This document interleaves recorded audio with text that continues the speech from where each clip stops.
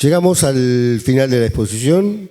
Ahora vamos a contar con la presencia del doctor Isidoro Aramburu, quien expondrá sobre Malvinas, Argentina y Fueguina, patria bicontinental.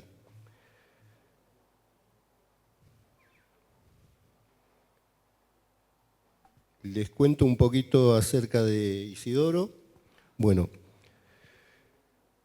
su nombre completo es Isidoro José Mario Aramburu. Reside actualmente en la ciudad de Ushuaia, Tierra del Fuego, e islas del Atlántico Sur. Es un abogado con extensa trayectoria en el Poder Judicial de la Nación, desde 1979 hasta el 2015, y en la justicia de la provincia de Tierra del Fuego, Antártida e islas del Atlántico Sur, desde el 2016 al 2023. Se desempeñó como prosecretario, secretario, defensor oficial, juez federal subrogante y juez electoral. Jubilado desde 2023, docente universitario y autor de varias publicaciones de derecho penal y temas vinculados a las Islas Malvinas y la soberanía nacional. Director del Departamento Islas Malvinas y Asuntos del Atlántico Sur, de Unión de Empleados de Justicia de la Nación. Es magíster en Derecho Penal de la Universidad Austral, título de grado de abogado de la Universidad Católica de Salta, profesor adjunto de la Cátedra de Derechos Humanos desde la perspectiva internacional, carrera de abogacía, Universidad UCES, y tiene varias publicaciones.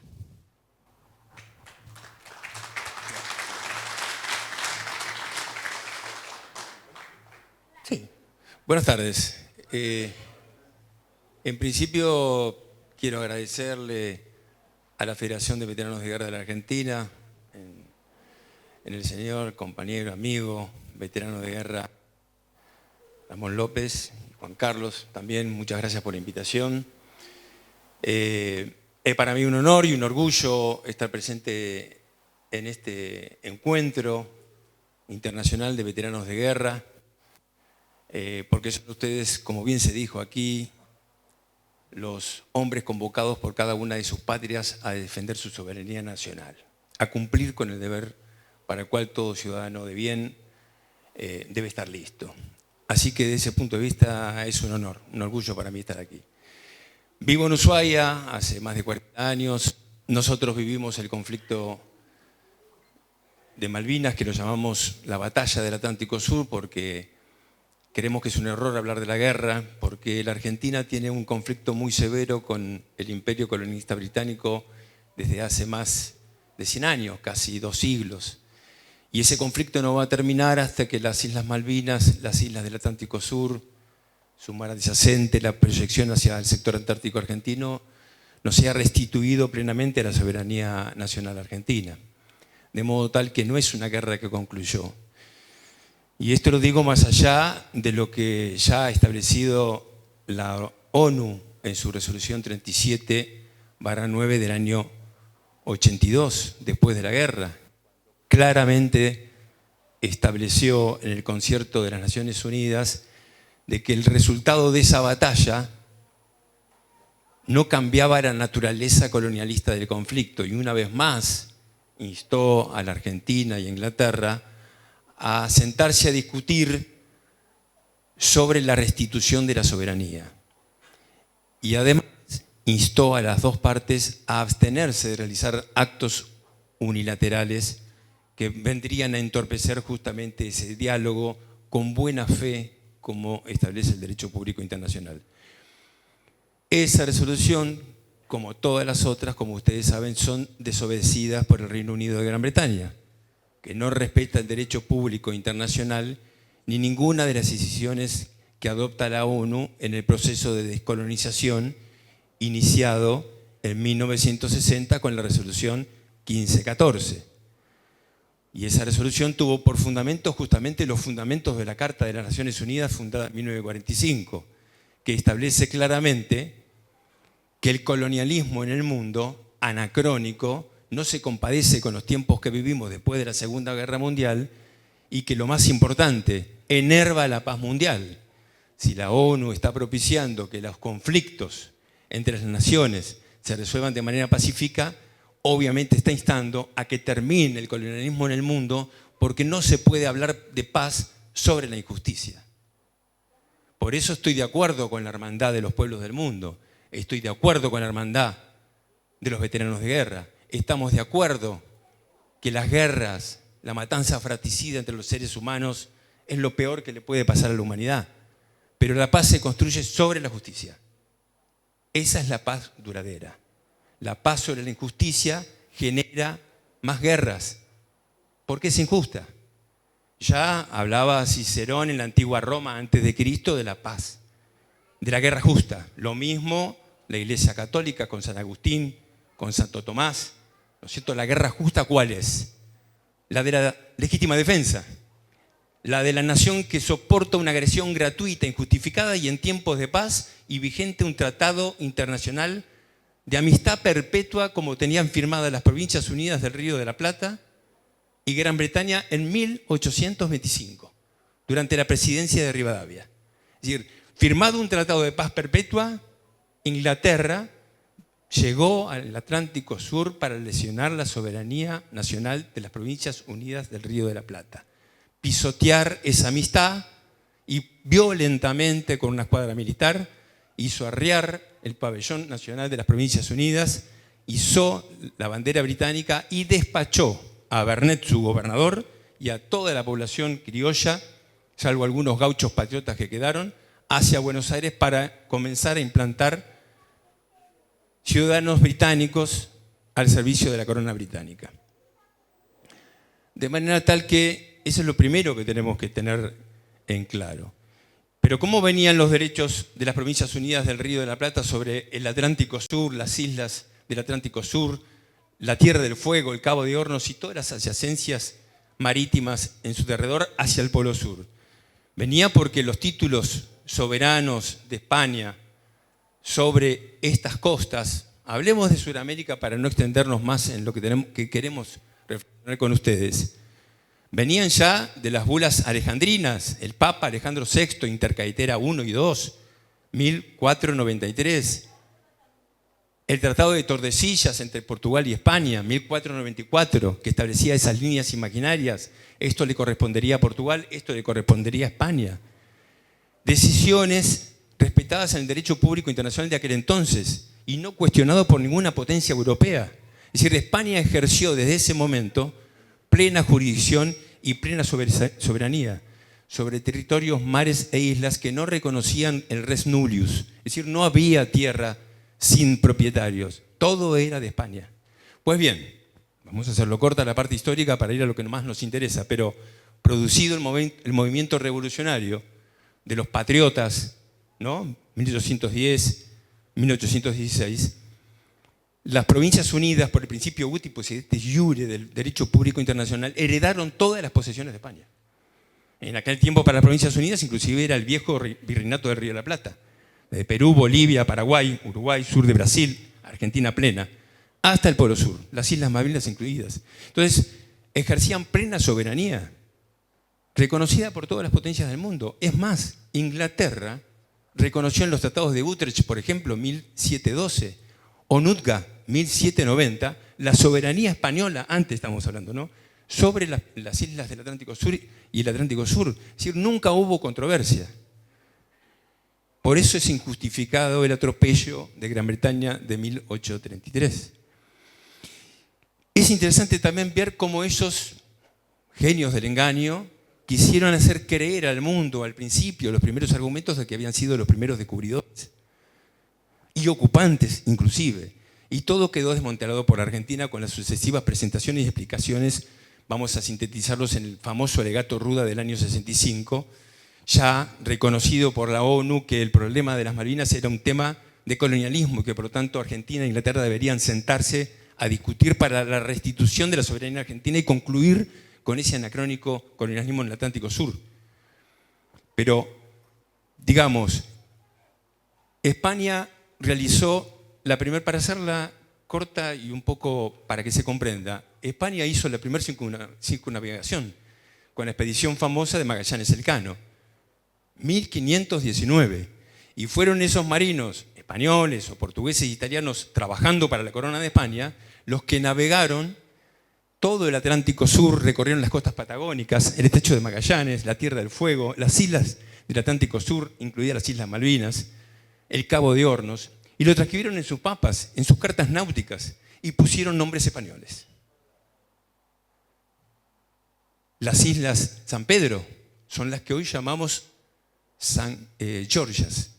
Y todo esto nos invita a algunas reflexiones en cuanto a la colonización y a la dominación cultural anglosajona respecto de nosotros que venimos, ¿no es cierto?, a hacer la unión entre españoles e indios. Ni tan indios ni tan españoles, criollos. Porque como dice el filósofo Huela, el español y el indígena se estrecharon en un abrazo, en el combate y en el lecho. El color de la tez de nuestros pueblos indican que en Sudamérica no hubo exterminio, hubo mixtura criolla, suramericana.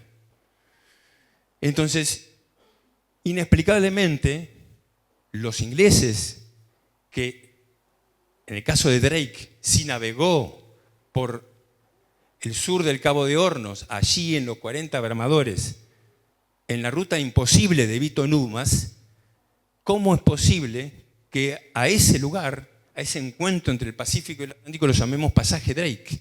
Si Drake, si estuvo en ese lugar, lo hizo 80 años después que el capitán Osés, español. Por eso nosotros los foguinos llamamos el mar de Osés o pasaje Osés y no pasaje Drake. Porque los españoles pasaron antes, hicieron las cartas náuticas y los mapas, y Europa se manejaba, y todos los navegantes se manejaban con los mapas y las cartografías españolas, con nombres españoles, que los ingleses comenzaron a reemplazar después de 80 años, cuando empezaron a navegar, por nombres ingleses. Y entonces a las Islas San Pedro las llamamos Georgias, a el mar de Osés lo llamamos Drake, al canal Onashaga que baña las costas de mi ciudad en Ushuaia, lo llamamos Canal Beagle, que es el nombre de la corbeta donde Fitzroy llevaba al naturalista Darwin. Y así con la isla de los estados, ¿no? Puerto Parry, todo lo Cook, ya conocemos todos esos nombres. Todos nombres reemplazados por Inglaterra para hacernos creer a nosotros y al mundo de que ellos fueron los primeros navegantes, lo que es absurdamente falso.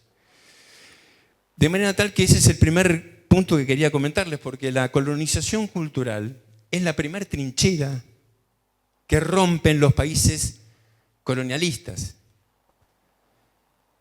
Porque una vez que se rompe esa trinchera y esa barrera, comienza la subyugación. Pueblos que comienzan a no darse cuenta cuál es su origen, empiezan a dudar de su identidad y por lo tanto no aman, no comprenden, como no saben su origen, no comprenden finalmente quiénes son y a dónde quieren ir. Así que eso es una cosa para revisar. Y por supuesto, también está el problema de la distorsión.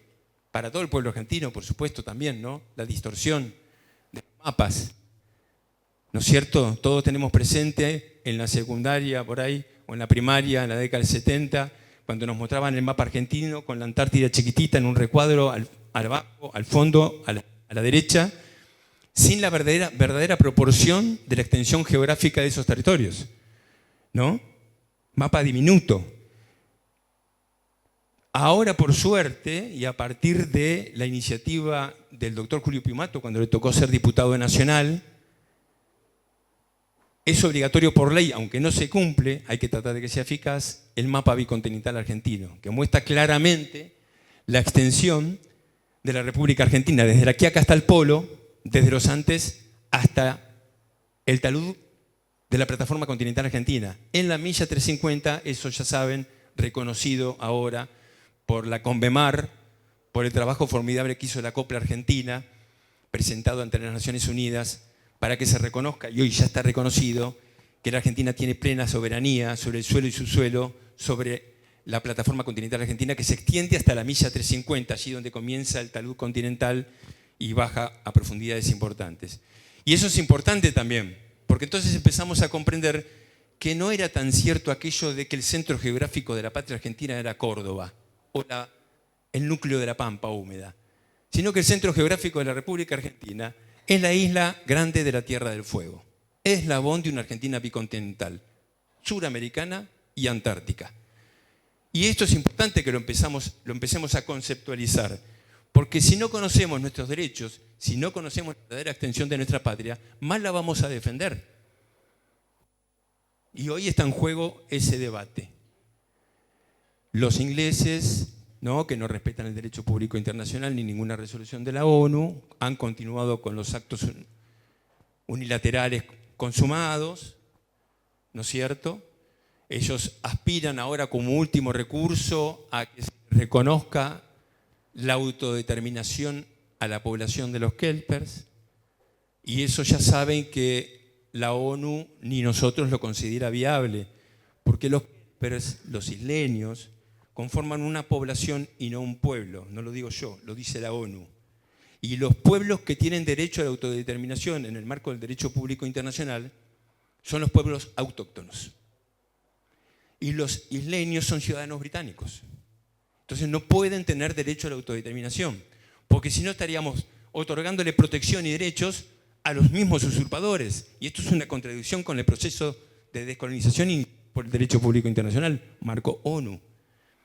Entonces, cuando ellos hablan del derecho a la autodeterminación del pueblo kelper, están mintiendo y no tienen ningún asidero jurídico. Por eso la ONU dice población con intereses, no pueblo con derecho. Eso tengámoslo en claro porque por ahí no tiene mucha difusión, pero es lo que tenemos que tener presente nosotros. ¿No es cierto? Porque si no, es la contradicción de decir los kelpers tienen derecho a partir de una actitud agresiva, violenta, de parte de un imperio colonialista en contra del derecho del pueblo argentino. Y lo que está en juego aquí, en este caso concreto del colonialismo en las Islas Malvinas, dicho por la ONU, es la lesión a la integridad territorial de la República Argentina, que es lo que debemos restaurar. De manera que hay mucho para decir por esta cuestión, pero yo les quiero decir que la Argentina tiene que realizar todo lo que ustedes han dicho aquí, tiene que realizar una alianza continental para enfrentar a un imperio poderoso como Gran Bretaña, para poder concretar la realidad de recuperar las Islas Malvinas. Tiene que desarrollarse, materia pendiente aún, tiene que volver al concepto de la Argentina bicontinental desarrollada industrialmente, con unas fuerzas armadas restauradas, operativas, modernas tecnológicamente hablando.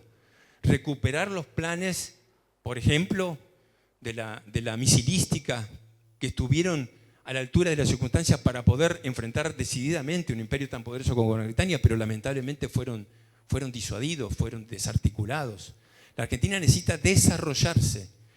Tiene que volver a fabricar aviones, tiene que volver a fabricar barcos, automóviles, locomotoras. Tiene que volver a adquirir la conciencia geopolítica en el Atlántico Sur. Y para eso tiene que invertir sumas importantes de dinero como hacen los ingleses, que son proteccionistas para adentro pero librecambistas para afuera.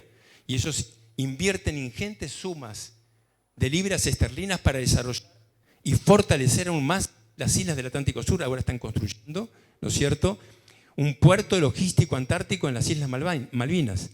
El puerto que deberíamos haber construido nosotros, argentinos, hace 50 años en Río Grande, para que justamente se transformara en el hegemónico puerto turístico, antártico, logístico, desde la Tierra del Fuego, que es el último lugar, digamos, de asentamiento de la República Argentina para poder proyectarse a la Antártida.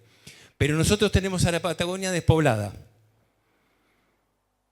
No destinamos recursos para su desarrollo, para generar condiciones mínimas para el afincamiento de familias argentinas en el sur argentino. Tendríamos que modificar la matriz productiva de la Tierra del Fuego, comenzar a fabricar los componentes y los insumos que hoy se importan, que lo podemos hacer. Hace 40 años aproximadamente habíamos participado en un convenio firmado entre el gobierno de la Tierra del Fuego y el CITEFA, Centro de Investigación Tecnológica de las Fuerzas Armadas, para fabricar los insumos y los componentes de los electrónicos que fabrica Tierra del Fuego, allí mismo en la Tierra del Fuego. Por ejemplo, desarrolló la industria petrolífera. No tenemos petroquímica en Tierra del Fuego, mandamos el gas y el petróleo crudo hacia el continente. No tenemos desarrollo de la industria ganadera, pesquera, y estamos acotados, encorsetados en la isla Grande de Tierra del Fuego y no expandimos nuestra mirada hacia el mar, hacia la isla de los estados, el resto de las islas del Atlántico Sur y nuestra proyección antártica. De manera que en eso tenemos que aprender de ellos. Ellos invierten mucha plata en desarrollar los lugares que consideran de importancia geopolítica y geoestratégica. No ahorran plata en eso, le ponen mucho dinero. Por lo tanto, una estrategia adecuada de Argentina y del Frente Continental Suramericano sería generar una política efectiva de boicot a los costos económicos del Reino Unido y de Gran Bretaña en el Atlántico Sur. Por eso es incomprensible que la Argentina en algún momento se haya prestado los vuelos desde Córdoba o desde cualquier otro lugar para facilitar y abaratar los costos de la logística de la superfortaleza militar en las Islas Malvinas.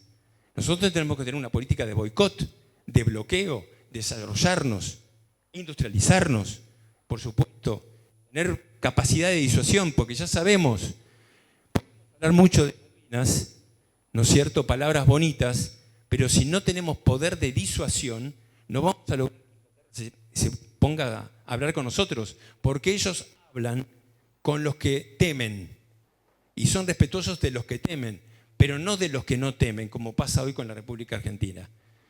Por eso también tendríamos que, obviamente, desechar los tratados de Madrid de 1989 y 1990, porque establecen el paraguas de soberanía, ¿no es cierto?, para que podamos hacer negocios en conjunto, entre comillas, porque los negocios son todos para beneficio de Inglaterra y de los Kelpers, y resulta que también sometemos la soberanía argentina porque tenemos que darle aviso a cualquier movimiento de las Fuerzas Armadas a Gran Bretaña con 40 días de anticipación.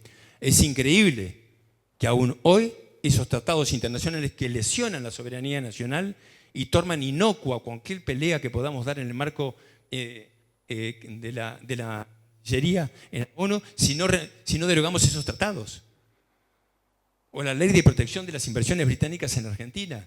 Es decir, la Argentina está realizando actos que no son convenientes a nuestros intereses y no fortalecen los fundamentos de nuestra posición en el marco del derecho público internacional.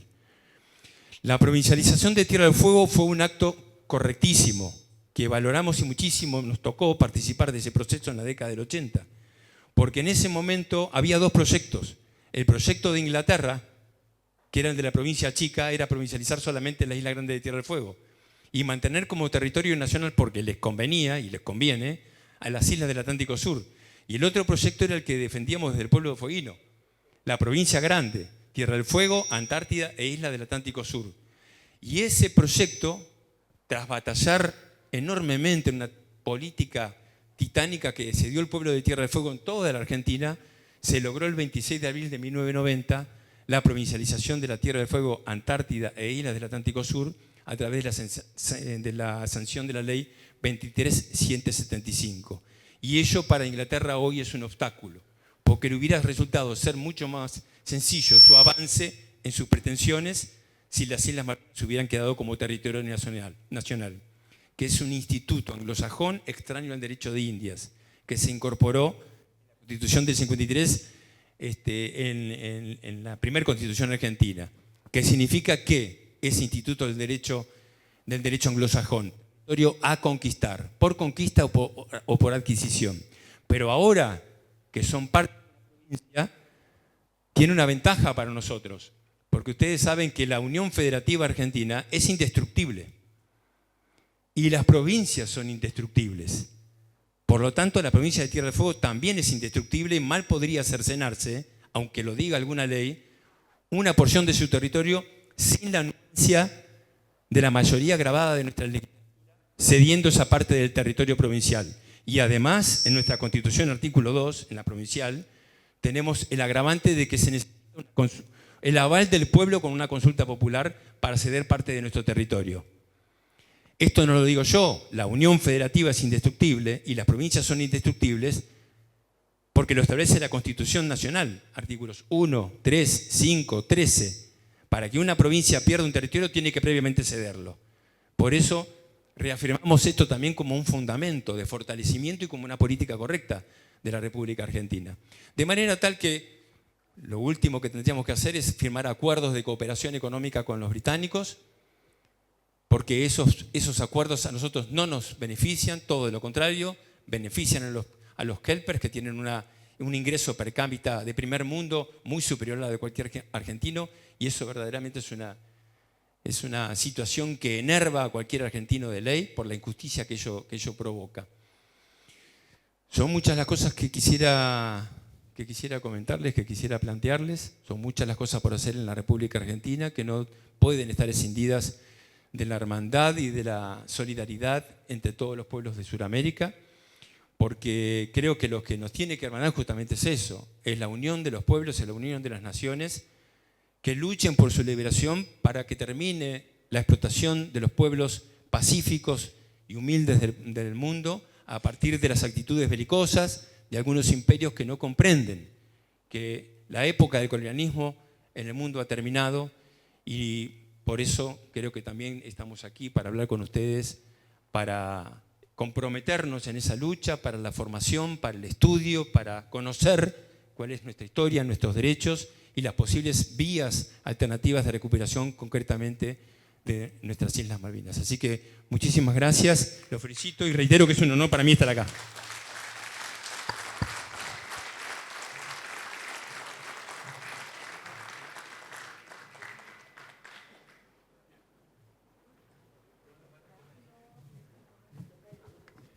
Bueno, con esta última exposición cerramos la parte de oradores.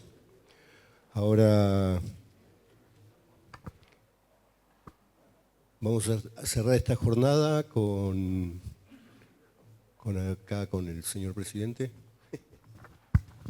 Bueno, la verdad que fue un día maravilloso para todo lo que representamos la Federación Nacional, a todo el equipo, que no somos muchos, porque vieron que no somos muchos. Para hacer grandes cosas no necesitamos ser muchos, necesitamos decisiones. Mi agradecimiento a cada uno de ustedes. Y no sé quién va a realizar el próximo Congreso Mundial. No sé qué país ese va a ser el anfitrión del próximo Congreso Mundial. Y me quedé en deuda con el señor Bazán porque justo Esteban Bliss se descompuso y se retiró. Pero mañana a la mañana Esteban Bliss va a estar acá, quiere hablar con usted por el tema de Kuwait y todo lo que ustedes han hecho en la misión de paz, y está informado de eso. Bueno, yo no conozco mucho de eso, por eso por ahí digo. Bien, y antes de irnos, también todos los presentes, nos gustaría sacar una foto con el frente, lo que estamos acá arriba, para que nos quede también como un precedente de lo que estuvimos acá.